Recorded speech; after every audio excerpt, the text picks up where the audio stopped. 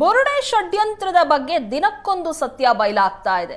ಬುರುಡೆ safe ಮಾಡೋದಕ್ಕೆ ಪ್ರತ್ಯೇಕವಾಗಿ ಬುರುಡೆ gang ಕೊಠಡಿಯನ್ನ ಸಹ ರೆಡಿ ಮಾಡಿತ್ತು. ಬೆಂಗಳೂರಿನ ಜಯಂತ್ ಮನೆಯೇ ಬುರುಡೆಯ ಮನೆಯಾಗಿತ್ತು. ಜಯಂತ್ ಮನೆ ಮಹಡಿ ಮೇಲೆ ಬುರುಡೆಯನ್ನ ಸಂರಕ್ಷಣೆ ಮಾಡಲಾಗಿತ್ತು. ಜಯಂತ್ ಮನೆಯ ಮಹಜರ್ ವೇಳೆ ಈ ಬಗ್ಗೆ ಮಾಹಿತಿ ತಿಳಿಸಿದ್ದಾನೆ ಎಸ್ಐಟಿ ಅಧಿಕಾರಿಗಳಿಗೆ ಚೆನ್ನೈ. ಬೆಂಗಳೂರಿನ ಮಲ್ಲಸಂದ್ರದಲ್ಲಿರುವಂತಹ ಜಯಂತ್ ಮನೆಯಲ್ಲಿ ಬುರುಡೆಯನ್ನ ಇರಿಸಲಾಗಿತ್ತು. ಮನೆ ಮೇಲಿದ್ದಂತಹ ಕೊಠಡಿಯಲ್ಲೇ ಬುರುಡೆಯನ್ನ ಇಟ್ಟಿದ್ರು. ಕೊಠಡಿಯನ್ನ ಜಯಂತ್ ಬಾಡಿಗೆಗೆ ಪಡೆದಿದ್ದ. ಎಸ್ಐಟಿ ಅಧಿಕಾರಿಗಳಿಗೆ ಈ ಬಗ್ಗೆ ಸಂಪೂರ್ಣವಾದ ಮಾಹಿತಿಯನ್ನ ಚಿನ್ನಯ್ಯ ತಿಳಿಸಿದ್ದಾನೆ.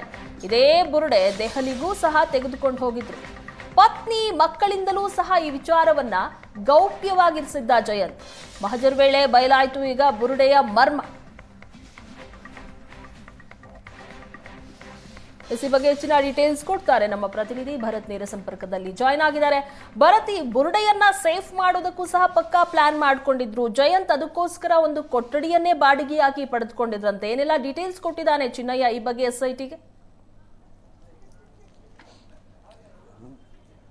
ಪ್ರಗತಿ, ಇಲ್ಲಿ ಏನಾಗ್ತದೆ ಅಂದ್ರೆ ಒಂದು ಬುರುಡೆಯನ್ನು ಸಹಜವಾಗಿ ಮನೆಯಲ್ಲಿ ತಮ್ಮ ವಾಸ್ತವ್ಯ ಇರುವಂತಹ ಮನೆಗೆ, ತಮ್ಮ ಕುಟುಂಬ ಇರುವಂತಹ ಮನೆಗೆ ತಂದಾಗ ಸಹಜವಾಗಿ ಅದರ ಗೌಪ್ಯತೆಗಳು ಹೊರಗಡೆ ಬರಬಹುದು. ಹೊರಗಡೆ ಬಂದಾಗ ಅದು ಒಬ್ಬರಿಂದ ಒಬ್ಬರಿಂದ ಒಬ್ಬರಿಗೆ ಹೋಗಿ ಅದು ಬೇರೆ ರೀತಿಯಾದಂತಹ ಚರ್ಚೆಗೆ ಕಾರಣವಾಗೋದು. ಅಂದ್ರೆ ಕುಟುಂಬದಲ್ಲಿರುವಂತಹ ಫ್ಯಾಮಿಲಿಯವರು ಏನಿರ್ತಾರೆ ಅವರ ಎದುರುಗಡೆ ಅದನ್ನ ಹೊರಗಡೆ ಹಾಕ್ಲಿಕ್ಕೆ ಸಾಧ್ಯ ಆಗೋದಿಲ್ಲ. ಹಾಗಾಗಿ ಈ ಕಾರಣಕ್ಕಾಗಿ ಆತ ತನ್ನ ಮನೆಯ ಮೇಲ್ಭಾಗದ, ಅಂದ್ರೆ ಬೆಂಗಳೂರಿನಲ್ಲಿ ನಿನ್ನೆ ಏನೋ ಮಹಜರ್ ನಡೆಸಿದಂತಹ ಮನೆ ಏನಿದೆ ಅದರ ಮೇಲೆ ಟಾಪ್ನ ಅಪಾರ್ಟ್ಮೆಂಟ್ ಒಂದು ಮೇಲ್ಭಾಗದಲ್ಲಿ ಒಂದು ಕೊಠಡಿ ಇದೆ. ಆ ಕೊಠಡಿಯಲ್ಲಿ ಒಂದು ಬುರುಡೆಯನ್ನು ಇಡ್ಲಿಕ್ಕೆ ಒಂದು ಜಾಗವನ್ನು ಆತ ಮೀಸಲಿಟ್ಟಿದ್ದ ಅನ್ನುವಂಥ ಮಾಹಿತಿಗಳು ಸಿಕ್ಕಿರುವಂತದ್ದು. ಮತ್ತು ಅದನ್ನ ಸ್ವತಃ ಚಿನ್ನಯ್ಯ ಆ ತಪಾಸಣೆಯ ಮಹಜರ್ ಪ್ರಕ್ರಿಯೆಯ ಸಂದರ್ಭಗಳಲ್ಲಿ ಕೆಲವೊಂದು ಪ್ರಶ್ನೆಗಳಿಗೆ ಆತ ಆ ಸ್ಥಳದಲ್ಲಿ ಉತ್ತರಗಳನ್ನು ಕೊಡ್ತಾ ಇದ್ದ. ಹಾಗಾಗಿ ಆ ಕೆಳಗಿನ ಜಾಗವನ್ನು, ತಾನು ವಾಸ್ತವಿದ್ದಂಥ ಜಾಗಗಳನ್ನ ಮತ್ತು ಊಟ ಮಾಡಿದಂಥ ಜಾಗಗಳನ್ನ, ಅವರ ಮನೆಯನ್ನ ಗುರುತಿಸಿದ್ರೆ ಮೇಲೆ ಇನ್ನೊಂದು ಫ್ಲೋರ್ ಇದೆ ಅನ್ನುವಂಥದ್ದನ್ನು ಕೂಡ ಹೇಳ್ತಾನೆ. ಹಾಗಾಗಿ ಶಾಕ್ ಆದಂತಹ ಎಸ್ಐಟಿ ಅಧಿಕಾರಿಗಳ ಮೇಲ್ಭಾಗಕ್ಕೆ ಹೋಗಿ ನೋಡಿದಾಗ ಈ ಜಾಗವನ್ನ, ಒಂದು ಪ್ರತ್ಯೇಕ ಕೊಠಡಿಯನ್ನ ಕೇವಲ ತಂದಿದ್ದಂತಹ ಒಂದು ಬುರುಡೆಯ ಬ್ಯಾಗ್ ಅನ್ನು ಇಡ್ಲಿಕ್ಕೋಸ್ಕರ ಅವರು ಬಳಕೆ ಮಾಡ್ತಾ ಇದ್ರು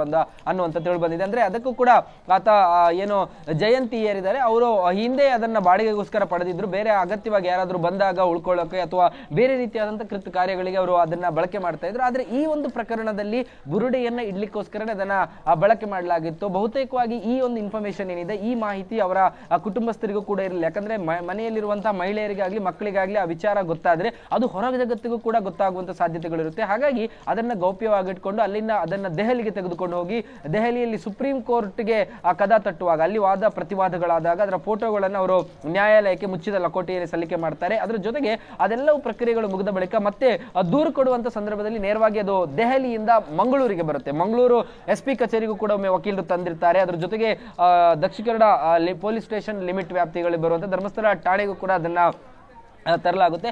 ಅಂತಿಮವಾಗಿ ಜುಲೈ 11ಕ್ಕೆ ಆತ ಏನು ನ್ಯಾಯಾಲಯಕ್ಕೆ ಬಂದು ತನ್ನ 164 ಹೇಳಿಕೆಯನ್ನು ದಾಖಲು ಮಾಡ್ತಾನೆ. ಆ ಸಂದರ್ಭದಲ್ಲಿ ಆ ಹೇಳಿಕೆಯನ್ನ ದಾಖಲು ಮಾಡುವಂತ ಸಂದರ್ಭದಲ್ಲಿ ಆತ ನ್ಯಾಯಾಲಯಕ್ಕೆ ಆ ಒಂದು ಬುರುಡೆಯನ್ನು ತಂದು ಕೊಡ್ತಾನೆ. ಒಟ್ಟಾರೆಯಾಗಿ ಅದನ್ನು ಸಂರಕ್ಷಿಸಿಡುವ, ಅಂದ್ರೆ ಸಹಜವಾಗಿ ಯಾವುದೇ ಮೆಟೀರಿಯಲ್ಗಳು ಒಬ್ಬ ಮನುಷ್ಯನ ಕೈಯಲ್ಲಿದ್ದಾಗ ಬಹಳ ದೊಡ್ಡ ಅನುಮಾನಗಳು ಅನ್ನುವಂಥದ್ದು ಬರೋದಿಲ್ಲ. ಆದ್ರೆ ಒಂದು ಬುರುಡೆಯ ಒಂದು ಸ್ಕೆಲಿಟನ್ ಮಾದರಿಯೇ ಒಬ್ಬನ ಕೈಯಲ್ಲಿರುತ್ತೆ, ಒಂದು ಬ್ಯಾಗ್ ನಲ್ಲಿರುತ್ತೆ ಅಂದಾಗ ಸಹಜವಾಗಿ ನೋಡುವಂತ ಜನರಿಗೆ ಬೇರೆ ರೀತಿಯಾದಂತಹ ಅನುಮಾನಗಳು ಬರುತ್ತೆ. ಹಾಗಾಗಿ ಆ ಎಲ್ಲ ಅನುಮಾನಗಳಿಂದ ಆ ಎಲ್ಲ ಗೌಪ್ಯತೆಗಳನ್ನು ಕಾಯ್ದುಕೊಳ್ಳುವ ಸಲುವಾಗಿ ಅದನ್ನ ಹೇಗೆಲ್ಲ ಸುರಕ್ಷವಾಗಿ ಇಡಬೇಕು, ಹೇಗೆಲ್ಲ ಅದನ್ನು ಸಂರಕ್ಷಿಸಿಡಬೇಕು ಮತ್ತು ಹೊರಗಡೆ ಅದು ಲೀಕ್ ಆಗದಾಗೆ ಯಾವ ರೀತಿಯಾಗಿ ಇಡಬೇಕು ಅದೆಲ್ಲ ಕಾರ್ಯಗಳನ್ನ ಕೂಡ ಒಂದು ಬುರುಡೆ ಗ್ಯಾಂಗ್ ಮಾಡಿತ್ತು. ಹಾಗಾಗಿ ಒಟ್ಟು ಈ ಪ್ರಕರಣಕ್ಕೆ ಸಂಬಂಧಪಟ್ಟಂತೆ ಒಂದೊಂದು ವಿಚಾರಗಳನ್ನ, ಅಂದ್ರೆ ಆತ ತನ್ನ ಅಷ್ಟು ಟೈಮ್ ಲೈನ್ಗಳಲ್ಲಿ ಏನೆಲ್ಲ ಆಗಿದೆ ಅವುಗಳನ್ನ ಆ ಜಾಗಕ್ಕೆ ಹೋದಾಗ, ಅಂದ್ರೆ ವಿಚಾರಣೆ ಸಂದರ್ಭದಲ್ಲಿ ಆತ ಒಂದಷ್ಟು ಮಾಹಿತಿಗಳನ್ನು ಕೊಡ್ತಾ ಇದ್ದ. ಆದ್ರೆ ಆ ಜಾಗಕ್ಕೆ ಹೋದಾಗ ಅಲ್ಲಿ ನಿಖರವಾಗಿ ಆತ ಏನ್ ಮಾಡ್ದ, ಹೇಗಿದ್ದ, ಎಷ್ಟೊತ್ತಿಗಿದ್ದ, ಎಲ್ಲಿದ್ದ ಮತ್ತು ಆ ಒಂದು ಮನೆಯ ಯಾವ್ಯಾವ ಕೊನೆಗಳನ್ನ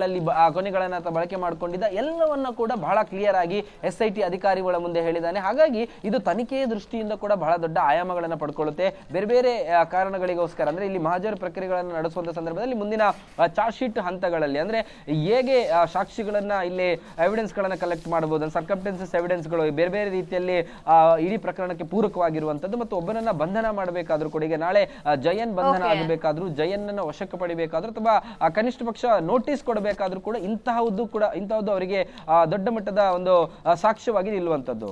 ಥ್ಯಾಂಕ್ ಯು ಭರತ್, ನಿಮ್ಮೆಲ್ಲ ಡೀಟೇಲ್ಸ್ಗಾಗಿ.